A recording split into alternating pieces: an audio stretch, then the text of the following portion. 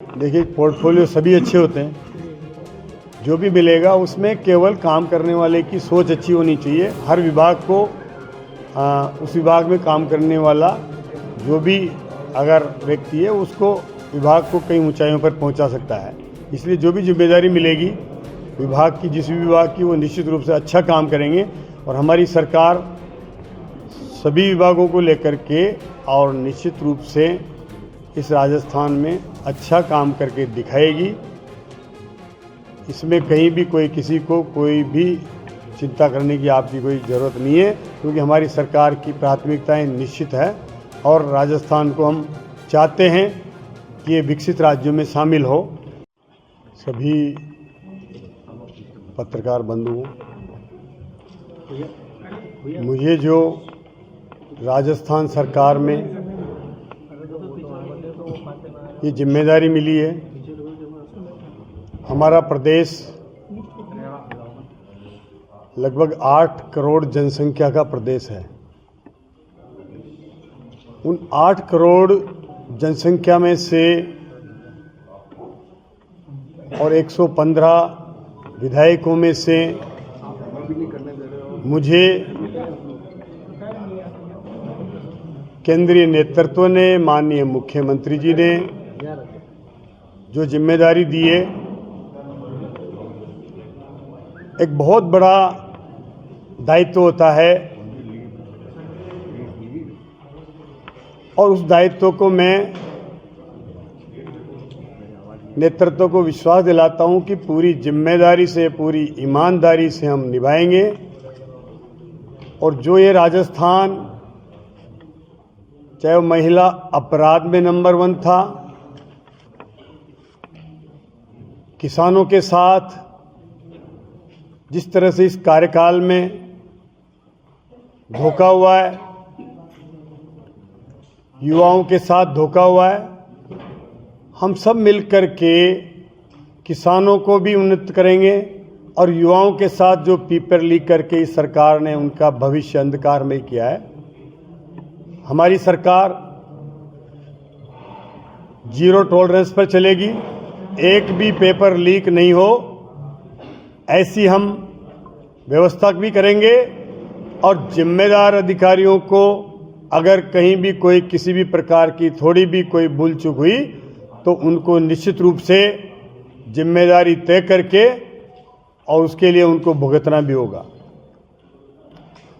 100 दिन का कार्यकाल की कार्य योजना हमारी सरकार बना रही है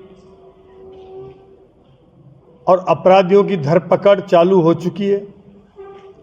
इस प्रदेश को अपराध मुक्त करना है, भ्रष्टाचार मुक्त करना है, अपराधियों में डर पैदा हो और आम जन में एक विश्वास रहे, ये हमारी सरकार की सबसे बड़ी प्राथमिकता होगी। राजस्थान सरकार को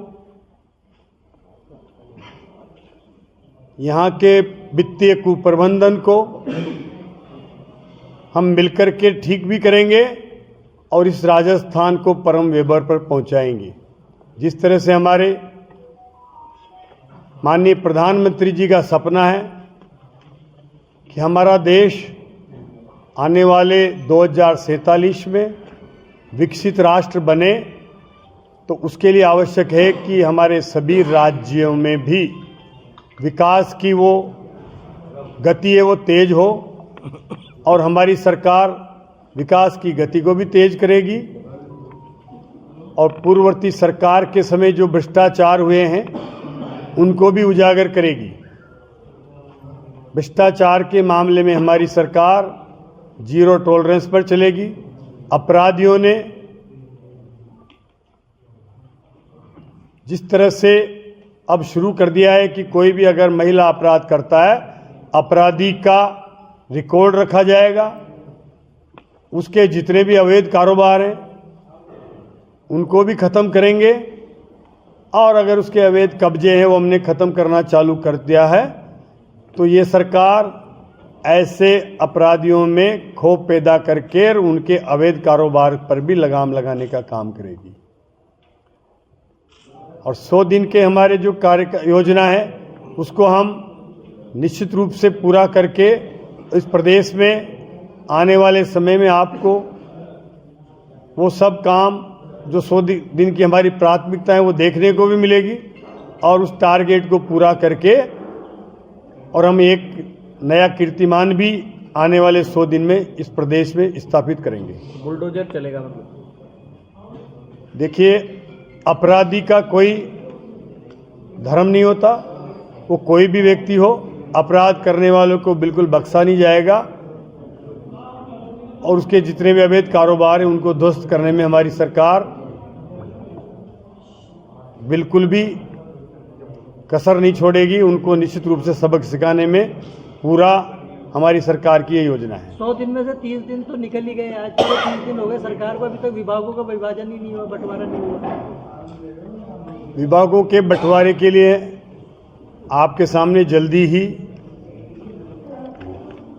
बंटवारा भी हो जाएगा और जो जिम्मेदारियां मिली है उनको भी आप अच्छे से काम करते हुए देखेंगे। थोड़ा सा अगर कोई निर्णय करने में देरी हो रही तो कहीं न कहीं हमारी मुख्यमंत्री जी सोच समझ करके चाहते हैं कि जो भी जिम्मेदारी दी जाए उसमें पूरी तरह से परख करके जिसको भी जिम्मेदारी दी जाए वो अच्छा काम करें। जब बनाया गया था तब ये था कि वहाँ सुबह मॉर्निंग वॉक करने वाले जाएंगे, इस बारे में आंदोलन भी हो रहे हैं, सब कुछ हो रहा है, लेकिन कुछ आने वाले समय में उस टेंडर में क्या कंडीशन है उनका भी परीक्षण कराएंगे और वो सुविधा भी जो यहाँ के लोगों की अपेक्षा है कि ऑक्सी जोन में लोगों को वहाँ सुबह की सैर करना चाहिए, वो इसी सोच के साथ बना था कि सुबह अच्छे वातावरण में लोग वहाँ घूम सके। तो उस पर निश्चित रूप से हमारी सरकार प्राथमिकता है कि वहाँ लोगों को सुबह की सैर करने का अवसर मिले। हाड़ोती से 2 मंत्री बने क्योंकि यहाँ पे हमेशा देखिए, पोर्टफोलियो सभी अच्छे होते हैं, जो भी मिलेगा उसमें केवल काम करने वाले की सोच अच्छी होनी चाहिए। हर विभाग को उस विभाग में काम करने वाला जो भी अगर व्यक्ति है उसको विभाग को कई ऊंचाइयों पर पहुंचा सकता है। इसलिए जो भी जिम्मेदारी मिलेगी विभाग की, जिस भी विभाग की, वो निश्चित रूप से अच्छा काम करेंगे और हमारी सरकार सभी विभागों को लेकर के और निश्चित रूप से इस राजस्थान में अच्छा काम करके दिखाएगी। इसमें कहीं भी कोई किसी को कोई भी चिंता करने की आपकी कोई ज़रूरत नहीं है, क्योंकि हमारी सरकार की प्राथमिकताएं निश्चित है और राजस्थान को हम चाहते हैं कि ये विकसित राज्यों में शामिल हो। मोदी जी भी चाहते हैं कि हमारा देश विकसित हो, तो हमारे प्रदेश में हम भी चाहते हैं कि विकसित राज्य की श्रेणी में हमारा राजस्थान भी आए। मोदी जी के इससे यहाँ रहेंगे, ये मुख्यमंत्री जी का विशेषाधिकार है, वो प्रशिक्षण करके वही तय करते हैं। विभागों का निर्णय तो चुनाव के बाद विभागों का निर्णय तो हमारे में बड़ा भ्रष्टाचार हुआ है उसको निश्चित रूप से उजागर किया जाएगा। जल जीवन मिशन एक बहुत बड़ी योजना है जिससे हमारे पूरे प्रदेश को अब तक पानी पिलाया जा सकता था। वो हम 27,000 करोड़ जो केंद्र ने दिया उसमें से 5,000 करोड़ भी इस राजस्थान की निकम्मी सरकार ने खर्च नहीं किया। इसलिए उस जल जीवन मिशन को दोबारा रिव्यू करके और उसको निश्चित रूप से ठीक करके और उसका पानी गांव-गांव में पहुंचाया जाएगा। देखिए, हमारी सरकार सुनियोजित विकास करने में विश्वास रखती है और हम कोटा ही नहीं पूरे राजस्थान में विकास की एक कार्य योजना बना करके और सुनियोजित विकास करेंगे। और निश्चित रूप से अगर पूर्ववर्ती सरकार के समय कोई भ्रष्टाचार हुआ है तो उसकी जांचें तो होनी ही होनी है और दोषी पाए जाएंगे तो उन पर कार्रवाई भी होनी है। इसलिए हम कोई भी काम हो, किसी भी विभाग का काम हो, भ्रष्टाचार इस सरकार में बिल्कुल भी बर्दाश्त नहीं होगा। ये हमारी पहली प्राथमिकता है। आपकी 100 दिन की गारंटी है? आपके 100 मोदी जी क्या आपकी सरकार रिवर फंड की जांच भी करेगी नहीं करेगी? हमारी सरकार पूर्ववर्ती सरकार के सभी उन कार्यों की जांच करेगी जिसमें भ्रष्टाचार हुआ है, कहीं कोई कोताही नहीं बरती। नहीं, प्रधानमंत्री जी ने घोषणा करी है तो जांच की, तो सभी में करेगी ना, उसमें सभी आगे। किसानों को लेकर मुखर रहे हैं, विधायक बनते आप एक्शन में मंत्री बने हैं, इस तरह राज्य के किसानों को लेकर आप योजनाएं देखो, हमारी सरकार किसानों के लिए निश्चित रूप से कई सारी योजनाएं लेकर के आएगी और हमारे देश के प्रधानमंत्री जी भी चाहते हैं कि इस देश को अगर विकसित राष्ट्र बनाना है तो किसानों को हमें मजबूत करना होगा, आत्मनिर्भर करना होगा, उनकी आमदनी बढ़ानी होगी। उस ओर निरंतर प्रयास हो रहे हैं और निश्चित रूप से आप देखेंगे कि जब से केंद्र में नरेंद्र मोदी जी की सरकार बनी है 2014 से और आज तक इन 10 सालों में किसान के पास आमदनी बढ़ी है और वो निरंतर इस ओर प्रयासरत है, चाहे वो समर्थन मूल्य के माध्यम से हो, चाहे वो किसानों को सुविधाएं देने के लिए हो, किसान सम्मान निधि के माध्यम से हो, या किसानों के लिए इस 10 सालों के कार्यकाल में न खाद का कोई दाम बढ़ा, न कोई पेस्टिसाइड का दाम बढ़ा। खाद के मामले में एक खाद का यूरिया का कट्टा जो लगभग 2700 रुपये में आता है, हमारी सरकार उसको 270 रुपये में उपलब्ध करा रही है। किसान के मामले में हमारी सरकार निरंतर प्रयास कर रही है कि उसकी उपयोग में होने वाले उसके उपकरणों की, खाद की, इनकी दाम भी नहीं बढ़े और उसको जो उपज का दाम है वो भी अच्छा मिले और कई नई योजनाओं के माध्यम से किसान एक नए प्रयोग करके और किसान भी निश्चित रूप से एक नवाचार करे और उसके माध्यम से अपनी आमदनी बढ़ाने का काम करे। आपने देखा कोटा में होकर के जब दिल्ली मुंबई एक्सप्रेस वे गुजरा है, इसका बहुत बड़ा लाभ हमारे किसानों को आने वाले समय में होने वाला है।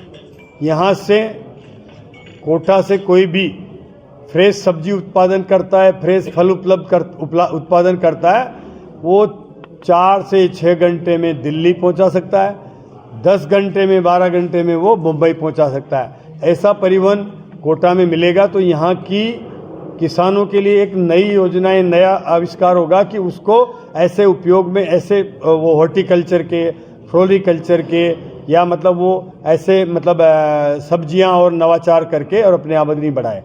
एज मंत्री के उसमें आपकी क्या प्राथमिकता रहेगी? 100 दिन का आपने कोई कार्य एजेंडा बनाया हो ऐसा कि हाड़ौती को लेकर, आपकी विधानसभा को लेकर और प्रदेश को लेकर?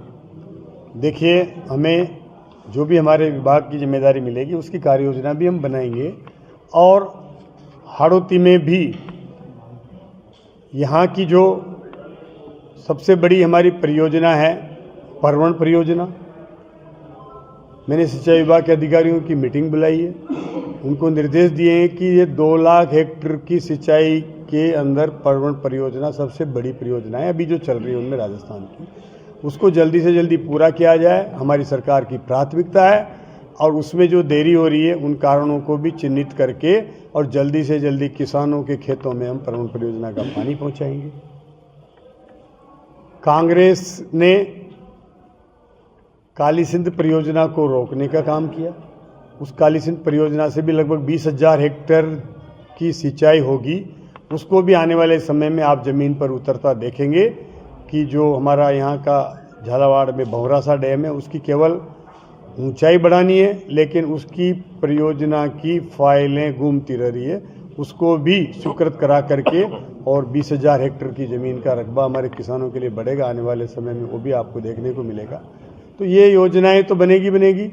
उसके अलावा ये आपकी प्राथमिकता में है? हाँ, प्राथमिकता में है। सिंचाई परियोजना किसानों के लिए सबसे बड़ी अहम भूमिका निभाती है।